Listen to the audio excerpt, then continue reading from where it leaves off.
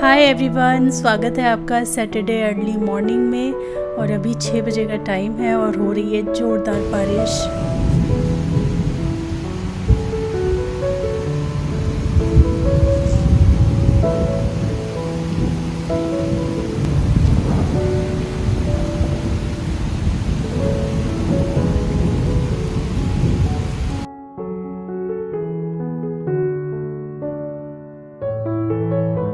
जब 3-4 दिन की भयंकर गर्मी, भयंकर वो लू वाले मौसम के बाद आप ऐसा कुछ आसमान देखते हो और ऐसे बारिश देखते हो ना, तो मन जैसे मयूर हो उठता है। डांस करने का मन करता है, खुश होने का मन करता है, खाने पीने का मन करता है। तो आज कुछ वैसा ही हो रहा है। उठ तो गए थे हम एकदम सुबह सुबह, लेकिन हल्के हल्के धीरे धीरे ही काम किया। और पहले जब मैंने आपको दिखाया था अभी थोड़ी देर पहले की क्लिप, उसमें ना हवा नहीं चल रही थी, तो अंदर उतनी हवा नहीं आ रही थी, बस वो सौंधी सौंधी खुशबू, पानी की आवाज़ और हल्का फुल्का ठंडापन आ रहा था। बट जैसे ही हवा चलनी ज़ोरदार स्टार्ट हुई, पूरा घर एकदम चिल्ड, एकदम ठंडा ठंडा सा हो गया था। ऐसे मौसम में एक कप गर्मा गर्म चाय सुबह सुबह तो बनती है। चाय चढ़ाऊँगी, चाय बनाऊँगी, चाय पियेंगे, उसके बाद ही कुछ शुरू करेंगे। और आज वैसे भी सिद्धार्थ का ना, वैसे सब लोग जग गए थे, सिद्धार्थ भी अभी जग गया था। मैं इसको दोबारा सुला के आ रही हूँ क्योंकि आदत है ना उठने की जल्दी। आज उसका होगा ही नहीं क्रिकेट का, क्योंकि पिच पूरी गीली हो जाती है, पूरा सब कुछ गीला हो जाता है वहाँ पे। तो फिर एक बार और ऐसे हुआ था तो जल्दी छुट्टी कर दी थी। उस समय तो बारिश थोड़ा लेट स्टार्ट हुई थी, बट अभी तो बहुत ज़्यादा बारिश हो रही है, तो पता है क्लास होगी नहीं।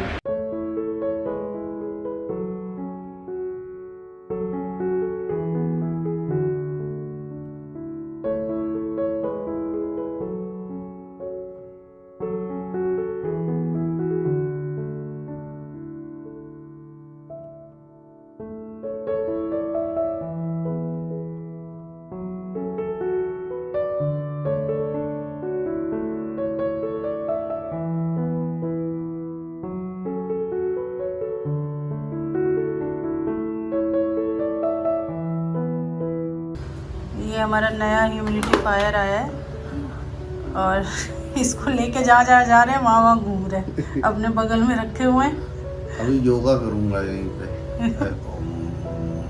हल्की हल्की माइल्ड खुशबू भी आएगी और तुम्हारे लिए तो और अच्छा है ना, अभी तुम्हें कोल्ड हो गया है। भी कर सकते हैं, ऐसे काम कर दिया मैंने, है ना। रात भर चला है, अब यहाँ पे बैठे हैं तो यहाँ रखा हुआ।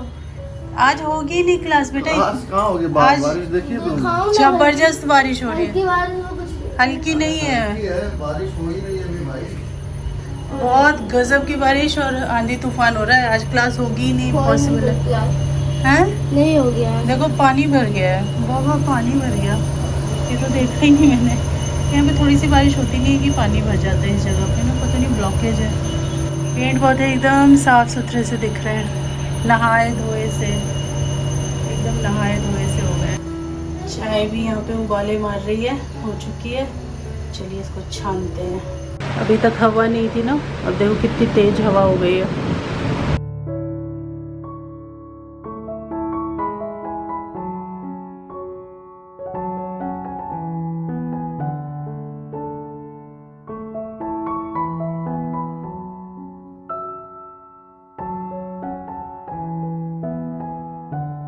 सुबह 6 बजे के आसपास सिद्ध उठ गया था, फिर मैंने उसको एक बार सुलाया तो 15-20 मिनट और सोया, उसके बाद फिर से उठ गया। तो एक आदत सी बन गई है कुछ दिनों से ना, तो सो नहीं पा रहा है अभी उतना। और अभी आई हूँ मैं किचन में। बहुत देर हमने लगता है 40-50 मिनट बैठ के आराम से चाय पिए, धीरे धीरे करके। मुझे थोड़ा समय लगने लगा है आजकल चाय पीने में, धीरे धीरे मैं पीती हूँ, बातें करते करते, एंजॉय करते करते। और आज सैटरडे था तो हस्बैंड ने बोला मैं टिफ़िन नहीं ले जाऊँगा। हालांकि मैंने ना पनीर पराठे के लिए तैयारी कर ली थी, घर पे ही पनीर बना लिया था। जो पीछे आप पतीला देख रहे हो उसमें मैंने पनीर ही मतलब बना करके रखा हुआ है घर के दूध से। लेकिन उन्होंने कहा कि नहीं ले जाएंगे आज वो खाना, तो मैंने सोचा चलो सुबह सुबह कुछ अच्छा सा ब्रेकफास्ट बना देते हैं। सिद्धार्थ को थोड़ा सा गले में खराश और हल्की खांसी हो गई है, क्योंकि सर्दी गर्म आजकल बहुत हो जाता है उसके लिए ना। पहले खेलना फिर घर आना, कई बार पानी भी पी लेता होगा वहाँ पे, हम तो देखने के लिए नहीं रहते हैं ना वहाँ एकेडमी में, तो उसी वजह से उसके गले में हो गई है अच्छी खासी खराश। तो मैंने सोचा थोड़ा तीखा चटपटा उसके लिए कुछ बनाऊं और पसंद का कुछ ब्रेकफास्ट बना देती हूँ। पनीर तो बना ही लिया है। तो करते करते दिमाग में आया चलो मोमोज़ बना देती हूँ। आटा के मोमोज़ मैं बनाने वाली हूँ और पनीर के मोमोज़ बना दूँगी, वो सोया वगैरह के नहीं करूँगी। तो फटाफट मैंने क्या किया, चटनी बना दी। 3-4 टमाटर छोटे छोटे थे तो उनकी मैंने चटनी बना दी जल्दी से। वैसे जल्दी कुछ नहीं होता है, मोमोज़ में काफ़ी टाइम लगता है, चाहे आप 4 मोमोज़ बना रहे हो चाहे आप 74 मोमोज़ बना रहे हो, इसके अपने स्टेप होते हैं।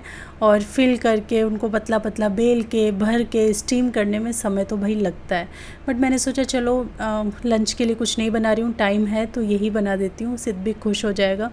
बच्चों को अच्छा अच्छा नाश्ता दो ना तो वो खुश बहुत हो जाते हैं।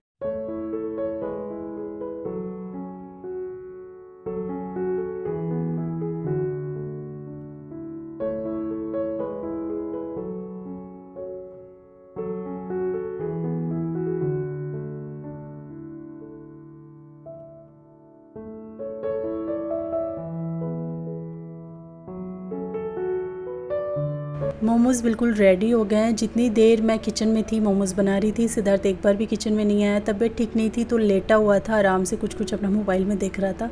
तो करते हैं उसको सरप्राइज़। हाँ जी सिद्धार्थ, नाश्ता उठो। नाटक दिखा रहा है ये, पता है ऐसे उठ रहा है जैसे।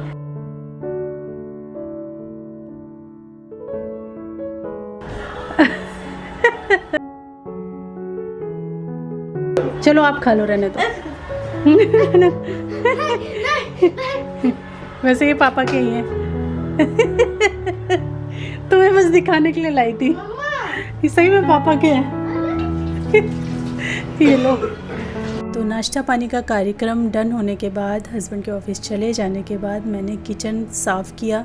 सुबह जो भी मतलब खाना बना था, जो भी मतलब मोमोज़ वगैरह जो भी बने थे, किचन गंदा हो ही जाता है एक बार आप काम कर लो, तो उसको क्लीन किया। और उसके बाद घर वर सफाई होगा, फिर थोड़ी देर में मिलती हूँ आपसे।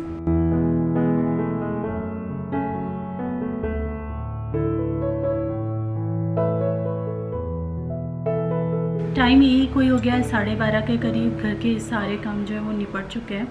और लेटली अभी ना पिछले कुछ व्लॉग से ना दो चार क्वेश्चन जो हैं वो ऐसे दिमाग में मतलब आ रहे हैं मेरे, जो मैं सोची वो बता दूं। उनमें से सबसे प्रमुख क्वेश्चन है कि जो हमने अभी वृंदावन की हम जो ट्रिप करके आए उसमें खर्चा वगैरह कितना हुआ। जो मेन हमारा खर्चा हुआ ना वहाँ पे, वो वहाँ स्टे का ही खर्चा हुआ मैं ये कहूँगी, क्योंकि वो थोड़ा सा हमको लग रहा है महंगा पड़ा, क्योंकि यहाँ से हमें उतना पता नहीं था, फर्स्ट टाइम जा रहे थे। तो हमने मेक माई ट्रिप से बुकिंग वगैरह डाली थी।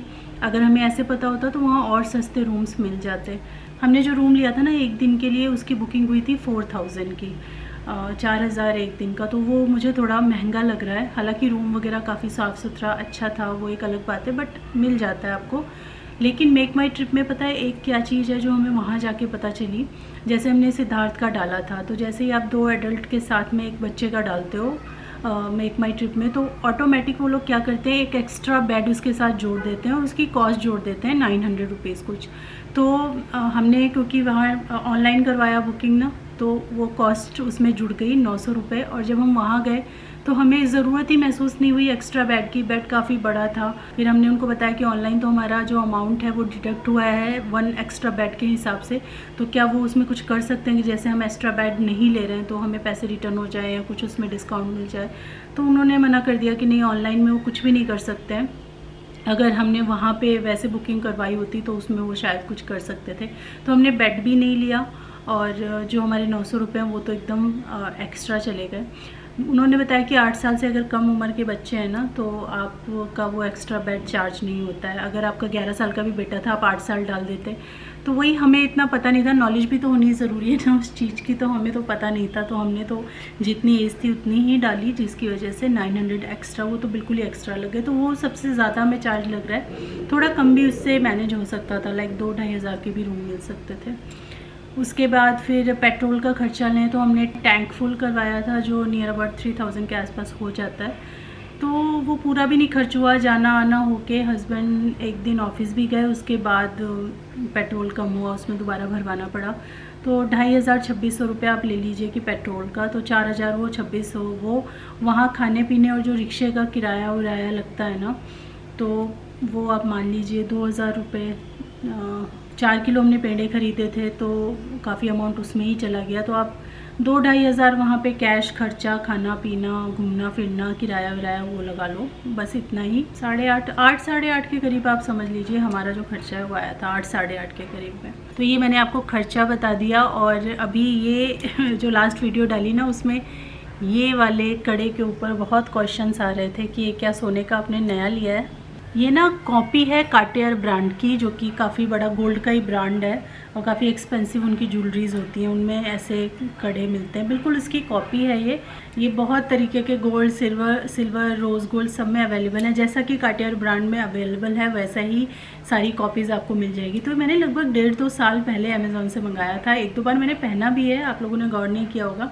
अभी मैंने इसको लगभग 5-6 दिन से लगातार अपने हाथों में इस वाले कड़े के साथ में पहना हुआ था। तो ये गोल्ड नहीं है, ये जस्ट कॉपी है गोल्ड की।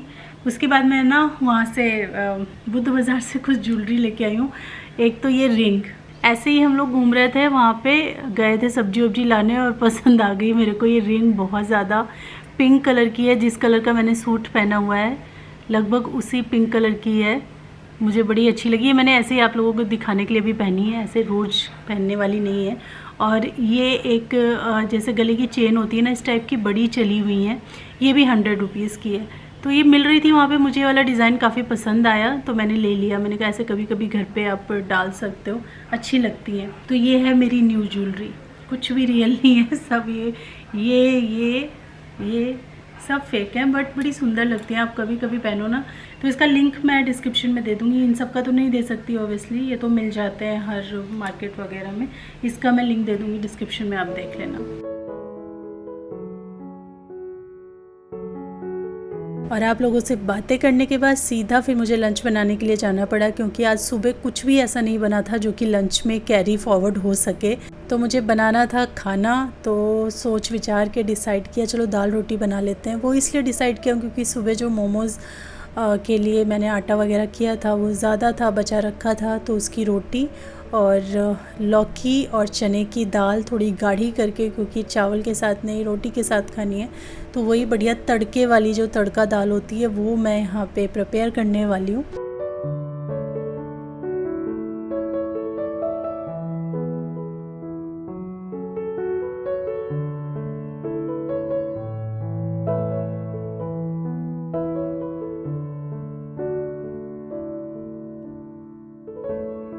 तो ये है आज का मेरा सिंपल सा लंच। सिद्धार्थ को तो गर्मा गर्म मैं खिला चुकी हूँ। ये एक्चुअल में मेरी थाली है, दाल, 2 रोटी, साथ में ढेर सारा सैलेड। आज पता नहीं क्यों मेरा कच्चा टमाटर और ऐसे खूब सारा धनिया वनिया डाल के खाने का बड़ा मन था। तो जैसा मेरा मन था वैसी ही मेरी थाली आज दिख रही है। ऐसा कुछ मैंने अपनी थाली सजाई है। और उसके बाद आप ये सारा जो खलेरा सा देख रहे हो, ये हो गया है मेरे किचन के ड्रॉर्स में, जिसको अब मैं धीरे धीरे करके क्लीन कर रही हूँ। मेनली जो मेरा स्पाइस ड्रॉर है उसकी ऑर्गेनाइजेशन, और मेनली ये जो 2 ड्रॉर्स हैं जो बहुत ज़्यादा यूज़ होते हैं, ये सारा ख़राब हो गया। जब से यहाँ शिफ्ट हुई हूँ तब से बहुत अच्छे तरीके से मैंने इसको ऑर्गेनाइज़ नहीं किया। शुरू में एक बार किया, उसके बाद हल्की फुल्की क्लीनिंग हुई, बहुत अच्छे से ऑर्गेनाइजेशन नहीं हुआ है। तो आज मैं इसको करने वाली हूँ ठीक। और ये मैं दिखा रही हूँ कि कहाँ कहाँ मैं अपने मसाले, अपने स्पाइस रखती हूँ। तो चिमनी के दोनों साइड वाले जो कैबिनेट्स हैं ना, उनको मैं मसाला, चीनी पत्ती और ऐसी चीज़ें जो तुरंत खाना बनाते समय चाहिए उनके लिए यूज़ करती हूँ। और साथ ही वो ड्रॉर्स हैं ना, इनको भी मैं वो जल्दी वाली चीज़ों के लिए इस्तेमाल करती हूँ, जैसे फॉइल पेपर हो गया, कोस्टर हो गया, और सारे जो मसाले हैं, ये क्लिप्स हैं, बहुत सारी चीज़ें ऐसी होती हैं ना जो एकदम से चाहिए होती हैं। तो देखिए कितनी गंदगी इनके अंदर इकट्ठी हो गई है। लगभग मुझे लग रहा है 1 मंथ से तो बिल्कुल भी क्लीनिंग हुआ नहीं है इसमें।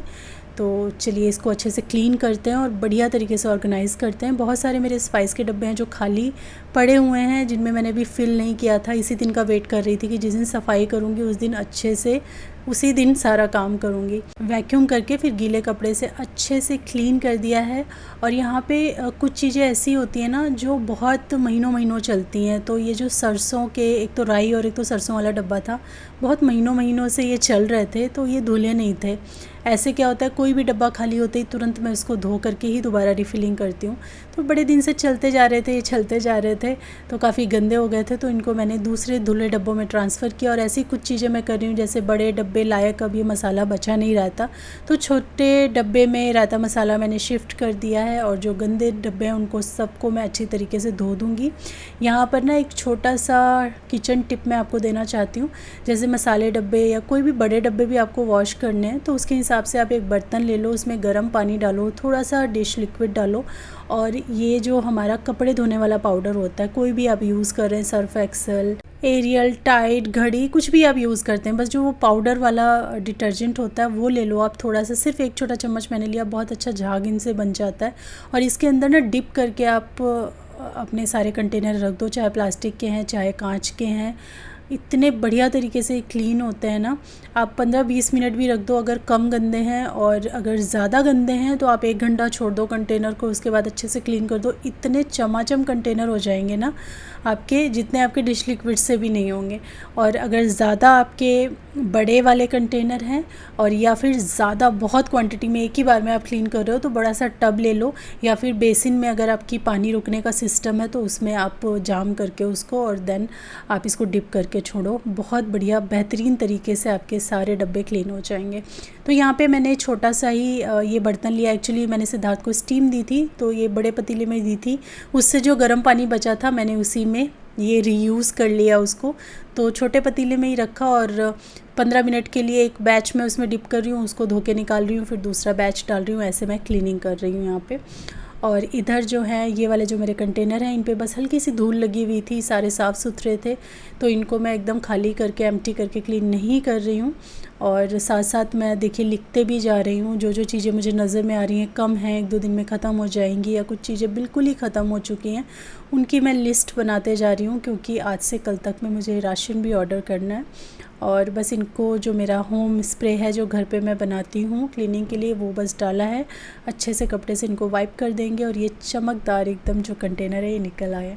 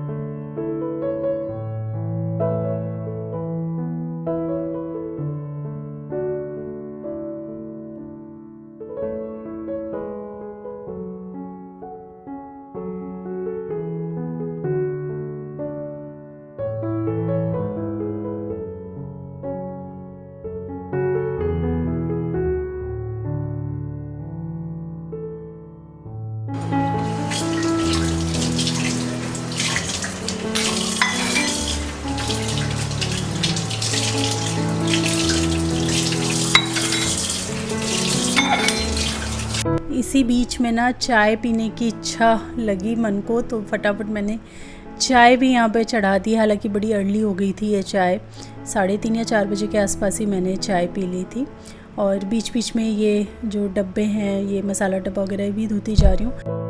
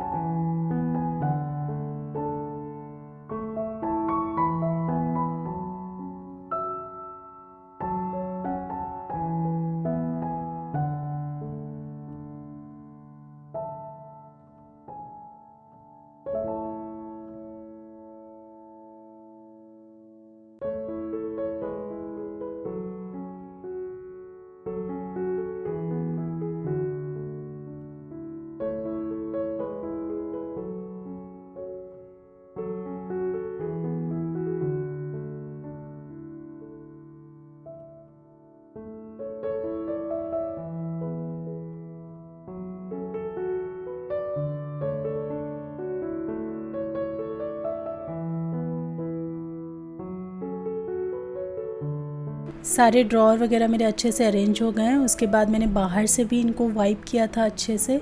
सारे जो नीचे वाले जितने भी कैबिनेट थे उनको अच्छे से मैंने बाहर से वाइप कर दिया था। उसका मैंने क्लिप शूट नहीं किया यहाँ पे, बट किया था, वो मैं बता रही हूँ आपको। उसके बाद हाथ मुँह धो के शाम हो गई थी तब तक। बीच में कुछ और भी काम मैं करते जा रही थी। कपड़े भी लगाए हैं एक बार, और भी बहुत सारे काम होते हैं, हर चीज़ को आप उतना शूट नहीं कर सकते हो। शाम का टाइम हुआ तो पूजा कर रही हूँ अभी, शाम की दिया बाती। और ये जो अरेंजमेंट है मंदिर का, ये मुझे बड़ा ही पसंद आ रहा है। और आप में से बहुत सारे लोगों को, शायद सभी ने ही अच्छा बोला है, किसी एक ने भी ये नहीं बोला कि ये अच्छा नहीं लग रहा है। तो हम कोशिश करेंगे थोड़ा छोटा यहाँ पे चेस्ट ऑफ ड्रॉर्स। और किसी ने बताया अमर कॉलोनी में जाकर आप एक बार चेक करो। अमर कॉलोनी और बंजारा का नाम लिया था उन्होंने, तो बंजारा तो नहीं है, बहुत दूर पड़ जाता है। अमर कॉलोनी हम सोच रहे हैं, एक बार प्लान कर रहे हैं कि जाके देखेंगे वहाँ पे कैसा स्टफ़ है, क्योंकि हम गए नहीं हैं वहाँ पे कभी। और पूजा होने के ठीक बाद किचन में पहुंच गई मैं और कर रही हूँ डिनर की तैयारी। आज आपसे ना इतनी बढ़िया मैं रेसिपी एक शेयर करने वाली हूँ ना कि आपको मज़ा आ जाएगा। बना के खा के, गेस्ट के लिए बनाओगे तो वो भी वाह वाह करेंगे। ये मेरी पर्सनल फेवरेट है। और सबसे अच्छी बात इस रेसिपी में ये है कि आप इसी तरीके से चाप बना सकते हो, आलू बना सकते हो। आज मैं इसको पनीर से बनाने वाली हूँ। तो बातें कम करते हैं और रेसिपी स्टार्ट करते हैं। सबसे पहले हम एक सॉस प्रिपेयर करेंगे, एक चटनी काइंड ऑफ प्रिपेयर करेंगे, जिसके लिए आपने देखा होगा मिक्सी में जिंजर गार्लिक पहले से ही रखा हुआ था। एक्चुअली काफ़ी सारा जिंजर गार्लिक था, तो मैंने उसका पेस्ट बना के फ्रिज में रख दिया। और जितना मुझे इस रेसिपी के लिए ज़रूरत थी मैंने मिक्सी के अंदर ही रहने दिया। तो जिंजर गार्लिक का पेस्ट आपको चाहिए 1 कप के करीब। आपको 1 सवा कप इसमें चाहिए धनिया, हरी धनिया। और जितनी धनिया ले रहे हैं उससे आधा आपको चाहिए पुदीना। 1 हरी मिर्ची मैंने डाली है और एक छोटे साइज़ का प्याज मैंने डाला है। 10 से 12 आपको काजू चाहिए। और उसके बाद आपको चाहिए चीज़ स्लाइसेस। तो 2 मैंने यहाँ पे चीज़ स्लाइसेस ले लिए हैं। तो जो प्रोसेस चीज़ होती है ना, वो आप इसमें यूज़ कर सकते हो। स्लाइस है तो स्लाइस यूज़ कर लो, नहीं तो क्यूब है तो वो भी ग्रेट करके ऐड कर सकते हैं। उसके बाद आपको यहाँ पे चाहिए दही, थोड़ा फ्रेश करके ही यूज़ करना। 1 कप मैंने यहाँ पे ले लिया, थोड़ा सा गाढ़ा वाला दही। इसके बाद 1 छोटी चम्मच से थोड़ा सा कम हम इसके अंदर ब्लैक पेपर यूज़ करेंगे। और फिर नमक डाल देंगे लगभग 1 चम्मच, 1 छोटा चम्मच। फिर हम इसके अंदर ऐड करेंगे गरम मसाला, चाट मसाला, कसूरी मेथी, नींबू का रस। इन सारी चीज़ों को हम एक ही मिक्सर ग्राइंडर में ऐड करते जा रहे हैं। इतनी ईजी ये रेसिपी है, जितनी ईजी है उतनी ही ज़्यादा टेस्टी ये बनती है।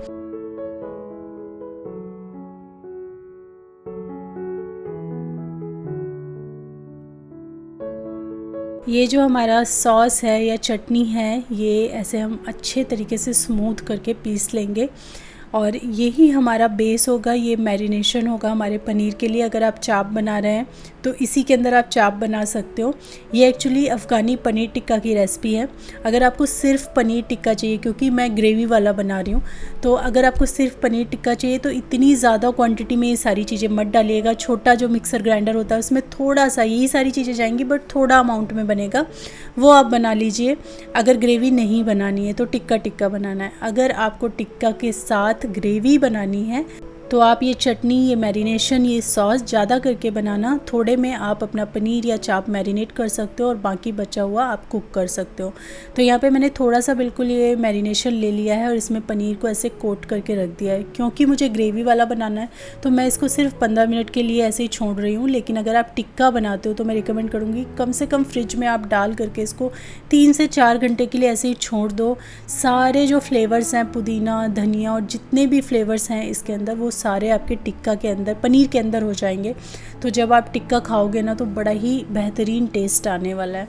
तो यहाँ पे मैंने 15 मिनट के लिए किया मैरिनेट। उसके बाद एक तवे में थोड़ा सा तेल, ऑलिव ऑयल लगाया है, बटर डाला है और इसमें मैं अच्छे से इसको ग्रिल कर लूँगी। ग्रिल पैन है तो आप उसमें भी कर सकते हो, है तो मेरे पास भी, लेकिन उसके निकालने के झंझट के चक्कर में ना मैंने तवे पे ही इसको कर लिया। दोनों साइड से थोड़ा कलर आ जाए ऐसे आपको इसे दोनों साइड से ग्रिल कर लेना है। और क्योंकि मैं ना इसको ग्रेवी में बना रही थी तो मैंने तवे पे कर लिया। अगर आप टिक्का बना रहे हैं ना प्रॉपर वाला, तो आप इसको OTG में या फिर माइक्रोवेव में डाल के बनाइएगा तो ज़्यादा अच्छा बनेगा ये। दूसरी तरफ मैंने यहाँ पे एक नॉन स्टिक पैन लिया। नॉन स्टिक मैं रिकमेंड करूँगी इस रेसिपी के लिए, ताकि क्योंकि चीज़ है ना हमारे उस मसाले के अंदर, ये ग्रेवी के अंदर, तो चिपकने का खतरा रह सकता है। काजू भी है, तो इसलिए एक नॉन स्टिक पैन लीजिए, थोड़ा सा ऑलिव ऑयल, बटर दोनों मिक्स करके रख लीजिए। और कुछ भी आपको इसके अंदर नहीं डालना है, सीधा ये जो आपने चटनी बना के रखी है ना, इसको इसके अंदर डाल दो और बस अच्छी तरीके से आप इसको 7 से 8 मिनट पका लो। शुरुआत में जब तक बॉईल ना आ जाए आप इसको लगातार चलाते रहना। दही भी है ना इसके अंदर, तो फटने के चांसेस हो सकते हैं, तो इसीलिए लगातार चलाते रहें। जब बॉईल आ जाए तो थोड़ा सा धीमा करके आप छोड़ दो, फिर ये पकता रहेगा। बीच बीच में लेकिन चलाना ज़रूर, काजू की वजह से थोड़ा सा डर रहता है कि ये चिपके कहीं। बॉईल आने के बाद ना इसको 3-4 मिनट आप सिम फ्लेम पे छोड़ दीजिए और अच्छे से कुक होने दीजिए। 3-4 मिनट बाद हम इसमें लगभग 1/4 कप के आसपास क्रीम ऐड करेंगे। और क्रीम ऐड करने के बाद इसको फिर थोड़ी देर चलाते रहिए जब तक एक बॉईल ना आ जाए, क्योंकि क्रीम भी कई बार फट जाती है। चलाते रहिए, थोड़ा सा बॉईल ही अच्छे से आ जाए, उसके बाद आप इसको फिर से 2 मिनट पका लीजिए और बस ये हमारी जो ग्रेवी है ये 2-3 मिनट में तैयार हो जाएगी। गाढ़ी लगे तो थोड़ा सा आप 1-2 चम्मच पानी बीच में ऐड कर सकते हैं। तो यहाँ पे देखिए 2-2.5 मिनट में ही ये एकदम अच्छे से उबल के एकदम ग्रेवी तैयार हो चुकी है। अभी मैं इसमें चाहूँ तो यहीं पे पनीर ऐड कर दूँ, या जैसे मैं थोड़ा सा अच्छे से सर्व कर रही हूँ आप वैसे कर सकते हो। पनीर के क्यूब्स लगा के किसी भी प्लेटर में और ऊपर से ये ग्रेवी को आप पोर करो, बड़ा ही अच्छा लुक आता है, देखने में भी अच्छी लगती है और प्रेजेंटेशन मतलब एक अच्छा हो जाता है। मैंने तो इसके साथ ना प्लेन सिंपल फुलके ही बनाए थे खाने के लिए, लेकिन आप इसको रुमाली रोटी के साथ अगर इंजॉय करोगे ना तो ये बहुत ही बेहतरीन लगेगी। तो बस आज थी ये मेरी पूरी वीडियो जो मैंने मॉर्निंग से स्टार्ट की है, जिसमें मैंने अपना ब्रेकफास्ट, लंच, डिनर सब कुछ कवर किया है। साथ ही की हमने साथ में किचन क्लीनिंग। तो होपफुली आप लोगों को कुछ ऐसा पार्ट होगा जो बहुत अच्छा लगा होगा, कुछ चीज़ें नहीं भी अच्छी लगी होंगी, बट अगर कोई भी पार्ट थोड़ा सा भी अच्छा लगा है तो वीडियो को एक लाइक ज़रूर दीजिएगा और अपना एप्रिसिएशन, अपना जो भी रिव्यू है वो कमेंट सेक्शन में लिख के मुझसे ज़रूर शेयर कीजिएगा। और ये रेसिपी ट्राई ज़रूर करना एक बार। चलिए वीडियो यहीं पे एंड करती हूँ, मिलती हूँ आपसे अपनी नेक्स्ट वीडियो में। तब तक के लिए thanks for watching, take care, bye bye.